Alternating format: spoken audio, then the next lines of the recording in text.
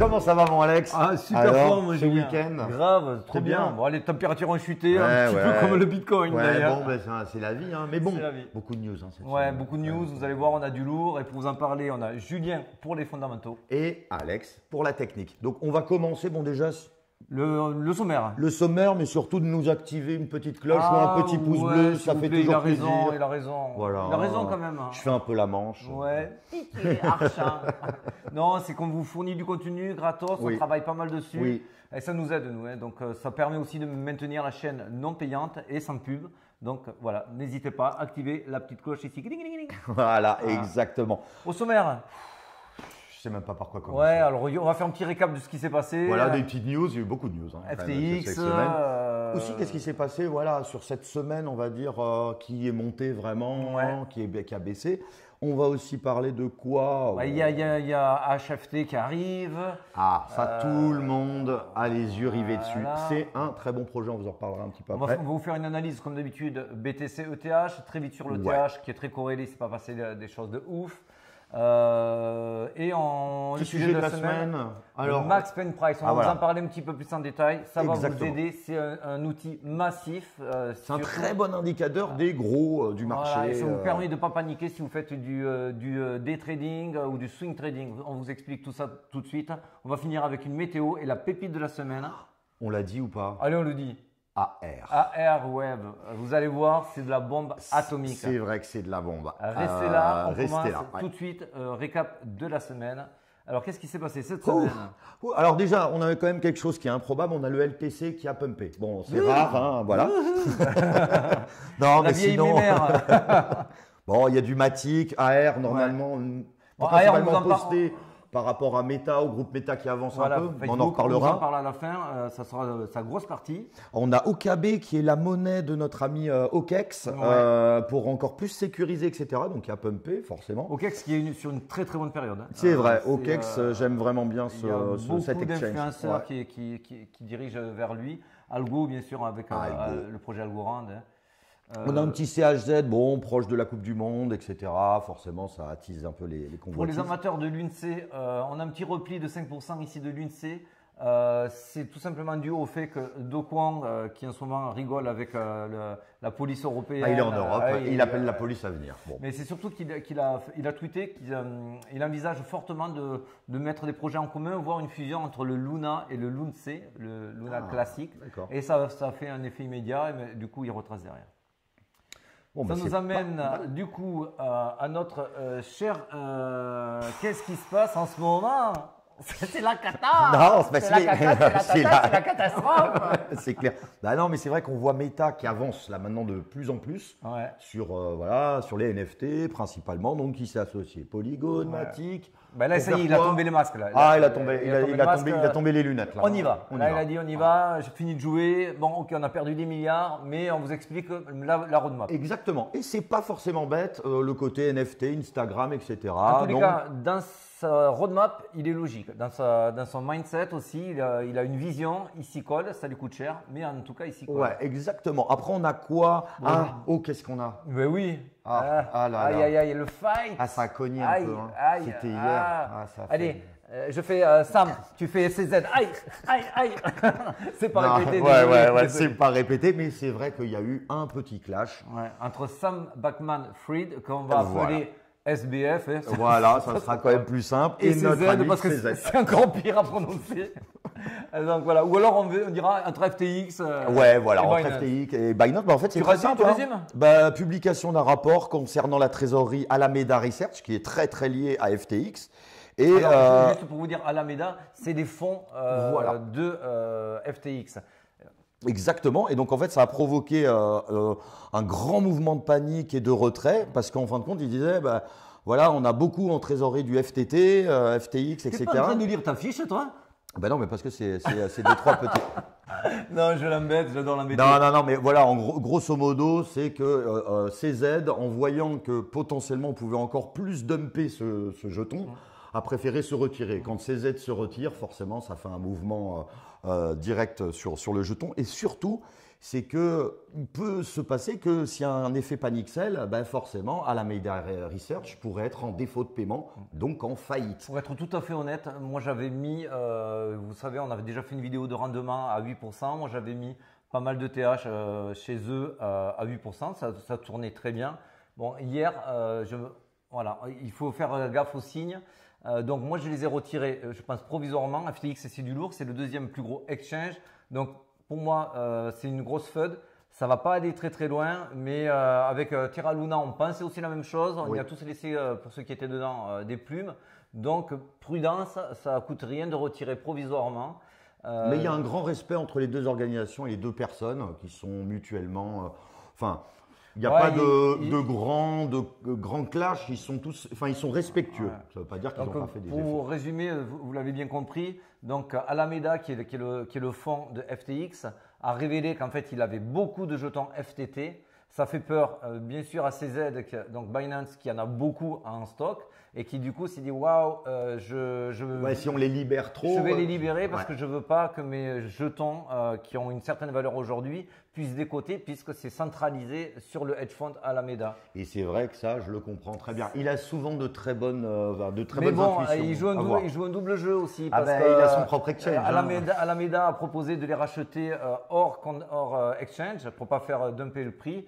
Il a dit non, je le gérerai à ma façon. Donc, à l'ancienne. Voilà, donc c'est un petit peu à voir. Bon, ça nous amène de suite par contre au crypto qui fait le buzz. Si vous n'en avez pas entendu parler, regardez votre Binance, vous allez le voir de suite. C'est le jeton Dashflow HFT. Hashflow. Alors c'est pas mal. Hein. C'est une petite frontière entre centralisation, décentralisation. Bon, en gros, interopérabilité. Hein, on peut je dire croyais ça. qu'il n'allait pas arriver à le dire. Interopérabilité. Voilà, en gros, on l'explique ce que c'est l'interopérabilité. On va pouvoir communiquer entre toutes les blockchains. Voilà, principalement. On voit aussi qu'il y a zéro slippage. Oui, c'est les frais que tu vas avoir pour passer d'une blockchain à une autre. Hein. Voilà, exactement. Alors, ce qui est plutôt pas mal, c'est qu'il y a quand même du lourd au niveau de gros investisseurs, Dragonfly, Alameda, etc. Et en gros, pour vraiment se souvenir de qu'est-ce que ça peut permettre, c'est de pouvoir trader directement et avoir accès au prix des market makers, c'est-à-dire l'opposé d'un sushi swap. Et c'est là la révolution de HFT. Voilà, si vous n'avez toujours pas compris, grosso modo, ça va ringardiser les bridges. Voilà. Ça va vous faire économiser de l'argent avec une rapidité qui est celle des blockchains de Binance Smart Chain et autres. Et bien sûr, donc là où vous le voyez, c'est marqué ici. Donc l'interopérabilité, j'arrive bien à le dire aussi. Hein. Mais tu sais. BNB Chain, Polygon, Avalanche, Arbitrum, Optimism et d'autres à venir. Donc on est sur du très lourd. Très très lourd. C'est vrai que le multi-chain. D'ailleurs, qu'est-ce qu'il a fait? Il a été listé à 14h. Ah bah tiens, il reprend. Voilà. Regardez un petit peu. Donc là, il a été listé. Donc là, on est sur KuCoin. Ils n'ont pas listé encore TradingView sur Binance. En fait, il est parti à 0,15. Il est monté à 35. À 35 en USDT et un peu moins sur la paire BUSD. Donc, il a fait plus de x100, c'est même x200, puisqu'il était parti à 0,15. Oui. Donc, gros projet. Voilà, ça c'est une petite crypto buzz. Attention, on vous en reparlera plus tard. On n'est pas là toujours pas pour vous donner des conseils financiers, on partage notre expérience, mais ne jamais acheter quand on n'a pas d'historique comme ceci. Ah oui. Et en pleine ascension, non, c'est généralement pas bon parce que ça retrace, forcément. Donc du coup, ça nous amène… Qu'est-ce qui nous a fait ce jeune? On était là, on était contents, était super contents, on s'est dit boum, il commence à repartir comme en 40. Malheureusement. Mais c'est pas, attention, c'est pas fini, tu vas nous l'expliquer. Voilà. Donc là, je vous ai mis, on est toujours en daily, donc le Bitcoin, sa ligne de tendance ici sur le haut qu'on a cassé. Donc on est sur une tendance maintenant qui ne latéralise plus, mais qui serait plutôt sur une hausse. On peut parler de rallye, puisqu'en rallye, ce terme-là est utilisé quand on a fait plus de 20% de hausse, et là on y est avec son plus bas. Donc on peut dire qu'on est dans un rallye. Est-ce qu'il faut paniquer parce qu'on a eu deux bougies rouges qui baissent? Non, ça fait toujours partie. Ça ne monte jamais et on le verra de moins en moins, sauf sur des grosses annonces. Ouais. Mais ça ne monte plus comme ça en flèche. De toute façon, pour faire monter le Bitcoin comme ça… il faut du sou. Il faut de la caillasse. Et on y va, on envoie. Tiens, j'ai 20 centimes là. Bam.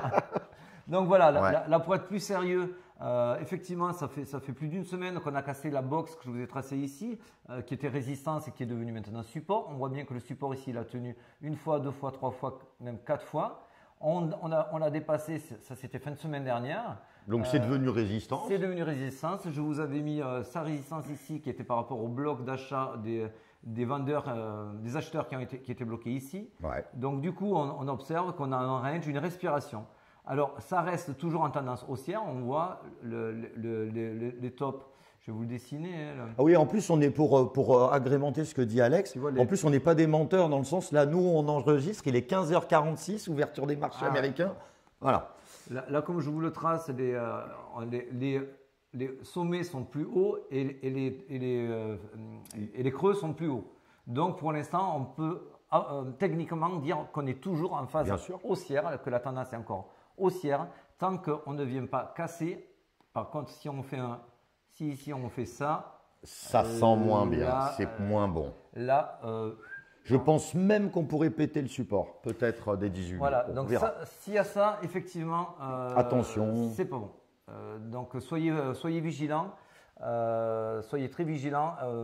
En revanche, si on voit que ça veut s'amuser à faire hop, hop, hop, des W qui montent, là, on est vraiment sur du bullish à nouveau, ça fera un biseau ascendant, là, ça sera très bon.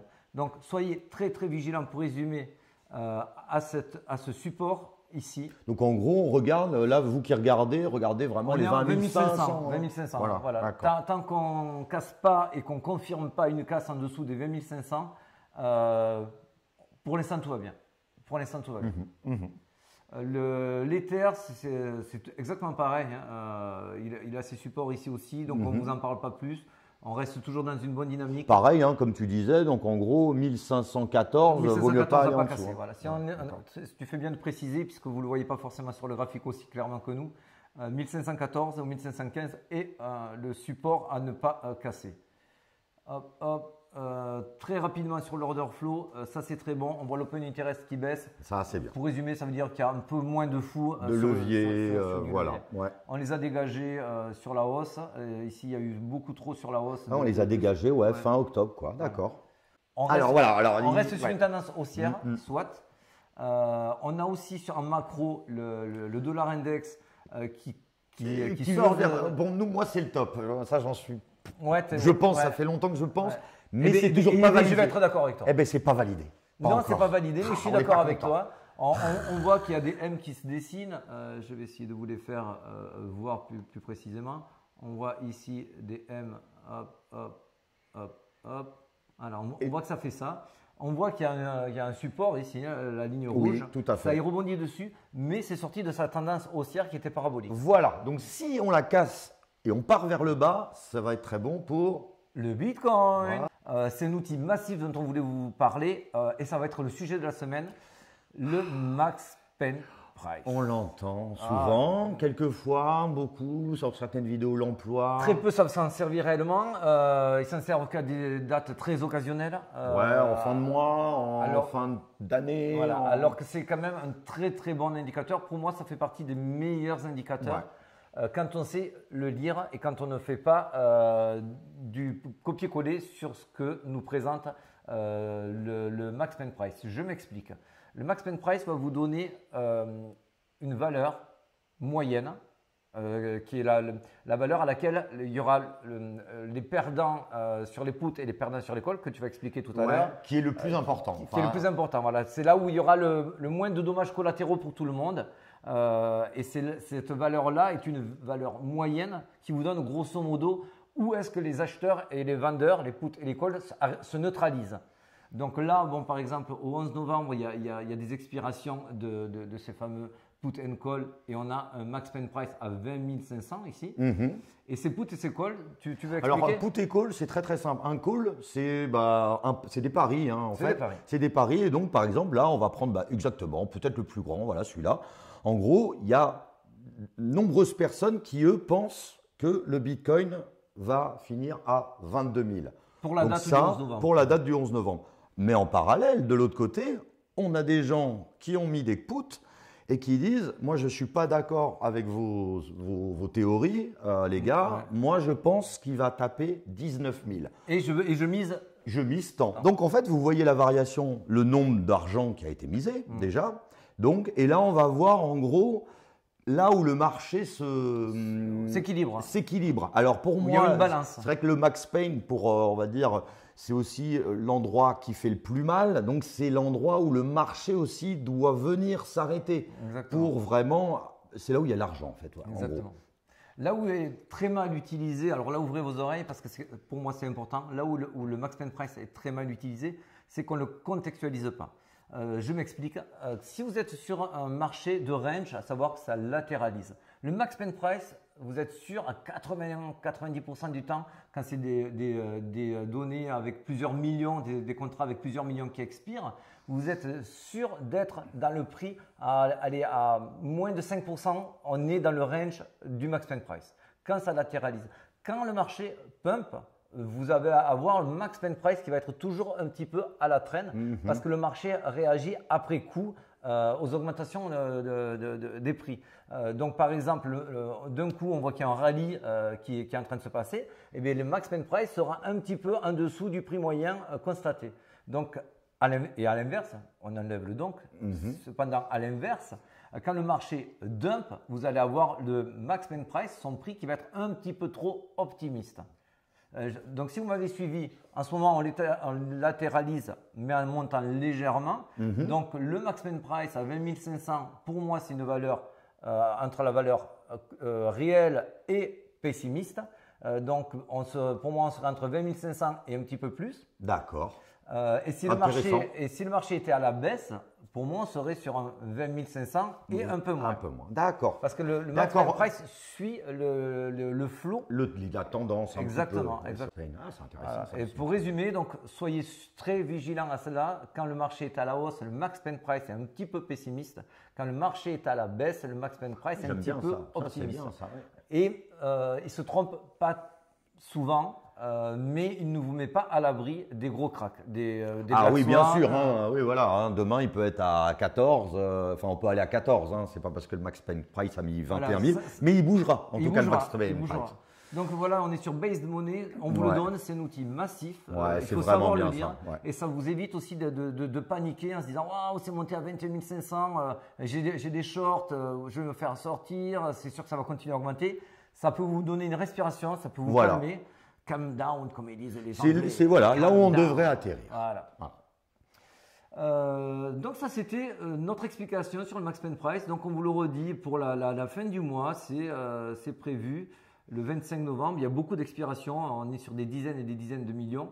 On est à 20 000 $, mais entre-temps, il y a une hausse qui est attendue à 21 000. Si on est sur un marché à la hausse, ce chiffre est peut-être pessimiste. Oui, alors en effet. Si le marché repart là vraiment aujourd'hui, cette semaine, vous verrez, vous allez sur Base Money, vous verrez que le Max Payne n'est plus à 20, mais peut-être à 23 ou 22 ou autre. Bon, j'espère que vous avez bien compris ça. On va vous faire une petite météo. Oui. Bon. Oui, ça c'est l'effet bagarre, ça. Oui. Merci CZ. Merci, on était contents. On était contents, on s'était appelé il y a quelques jours en se disant c'est pas mal. Bon. Malheureusement, paniquez pas. C'est une. En tout cas, moi, je vois rien. Aujourd'hui, il n'y a pas le feu. Et pour nous, et surtout pour moi, la tendance reste légèrement haussière. Et ce n'est pas une news qui va inverser une tendance. Ça peut l'appuyer ou la freiner, mais ça ne va pas l'inverser. Et puis, alors, juste pour continuer ce que tu disais, n'oubliez pas, il y a les mid-terms. Donc, c'est les élections américaines. C'est les élections. Donc, qu'est-ce que souvent veulent faire les gouvernements? On lâche un peu de l'Est. Il faut que ça soit, faut que vous revotiez pour moi. Donc, les marchés, généralement, reprennent un petit peu de la vigueur. Surtout, n'oubliez pas le 10, qui est le core CPI. Et CPI aux États-Unis, qui est regardé comme le loup blanc par toute la planète financière. En gros, voilà, c'est des petites dates. On vous fait la pépite? Petite pépite? Allez, une petite pépite. Allez, un petit chocolat pépite. Allez, on vous en a parlé en intro. AR Web. Ouais. Allez, je te laisse en parler. Déjà. Tu lis pas tes notes. Non. C'est pas du tout ça. En gros, c'est un disque dur. J'adore la langue. C'est un disque dur perpétuel. Imaginez-vous. C'est un disque dur perpétuel où on peut continuer encore à écrire. Point barre. Pourquoi Instagram, Meta, etc. a misé sur ça? Parce qu'ils vont pouvoir stocker les NFT qui auront été faits par les créateurs Instagram sous AR. Et donc, ça a vraiment du potentiel. Donc, cette crypto-monnaie, alors moi, je ne l'avais pas vu venir. Hein. Moi, je ne l'ai pas vu venir. On va être honnête. J'ai fait on va pas faire les sachants. Non. Mais par contre, il y a un truc qui est vraiment bien. On a regardé un petit peu les investisseurs. Andersen Horowitz. Ah ben attends, on arrive. Voilà, pardon, parce que c'est vrai que c'est tellement… On va vous montrer pourquoi on l'a mis dans la pépite. Bon, alors déjà, la supply.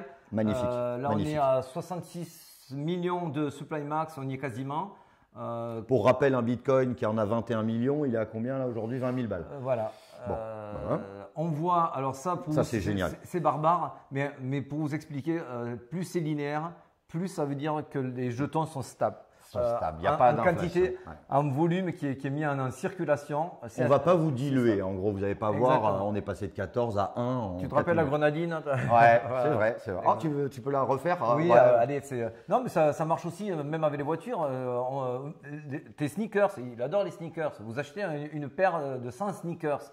Un modèle unique. Waouh, je vais acheter une des 100 qui vont être en mode collection. On vous la vend 1000 balles parce que 1000 balles, ouais, je serai 1 sur 100 à l'avoir, ça les vaut. Bon, si la marque le lendemain vous dit bon, mais finalement il y en a plus 100. Il y en a plus 100, mais il y en a 10 000. Eh bien, vos 1000 balles sont totalement diluées parce qu'il y a eu plein d'autres paires de pompes qui ont été créées, qui vous font baisser du coup le prix estimé de vos pompes, de vos sneakers. C'est bien ça. Hein. C'est pas mal aussi. C'est pas mal. C'est pour vous donner une idée. Donc là, les jetons, ils sont tous, les sneakers, il n'y en aura pas plus. Et donc, du coup, le prix ne va pas fluctuer par rapport à ça. En gros, c'est clos. Ouais. C'est un petit peu comme le Bitcoin. Il n'y en aura pas 50 millions de Bitcoin. Voilà, ça, c'est bien. Ensuite, qui c'est qu'il y a dessus? Il y a du bon. Il y a Andreessen Horowitz. On a Coinbase Venture. On a Harrington XRP Capital qui vient de Ripple. Voilà. Enfin, on va pas tous les citer. Vous avez compris, il y a du… Alors ça, c'est bien. Oui, il n'y a pas une grosse hype, malgré que l'annonce faite par Meta qu'ils intégraient à Airwave, c'était dans la nuit du 2 au 3. Donc, je pensais avoir une grosse hype dessus. En fait, la hype n'a quasiment pas bougé.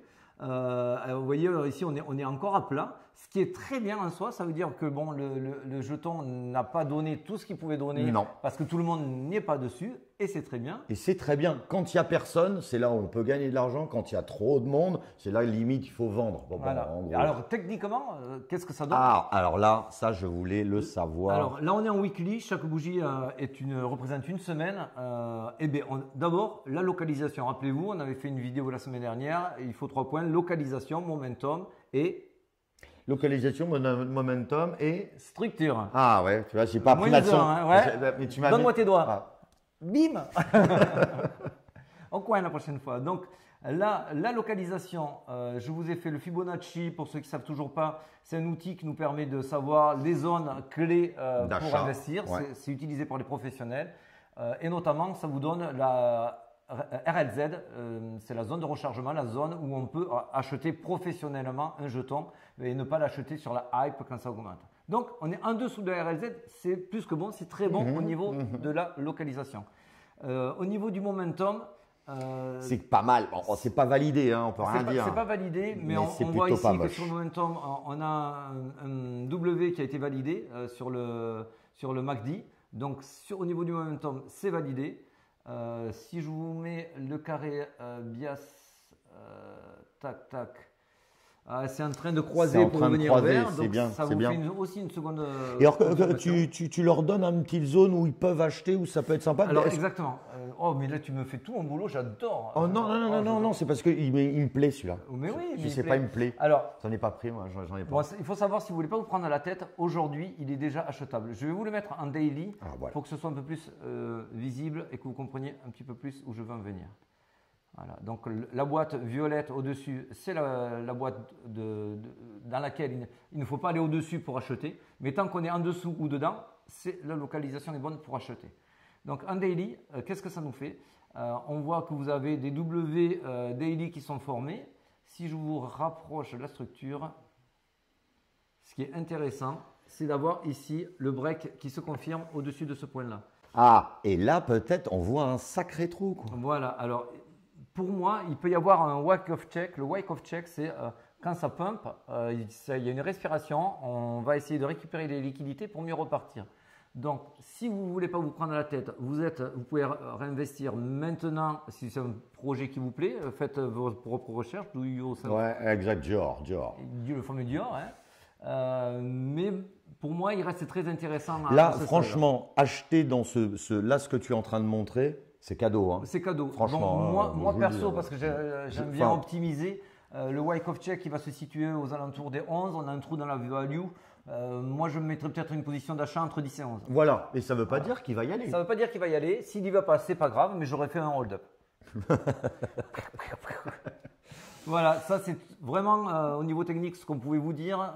Ce jeton est sympa. Et oui, il y a 230 millions d'échanges tous les jours. Ouais, enfin, voilà, c'est pas l'épicier du camp. Bon, mais j'espère que ça vous a plu. Ah ouais, on a fait un joli tour là, quand même. Hein. Ah ouais. Bon, on vous dit au revoir. On se fait pas la bise. On se fait pas la bise, il est malade. Rappelez-vous les 3 points cette semaine. Le Bitcoin, la tendance toujours haussière. Oui, toujours haussière. Le jeton AR sympathique. Sympathique. Faites attention à FTX, paniquez pas, attendons de voir qu'est-ce qui se passe. Les 3 points. Exactement. Ciao, ciao. Ciao. Tu la connais sur ce Coinbase? Ah, Coinbase? Oui, sur Coinbase. C'est Coinbase qui est parti en week-end. Oui, c'est celle-là. Alors, tu sais ce qu'il fait?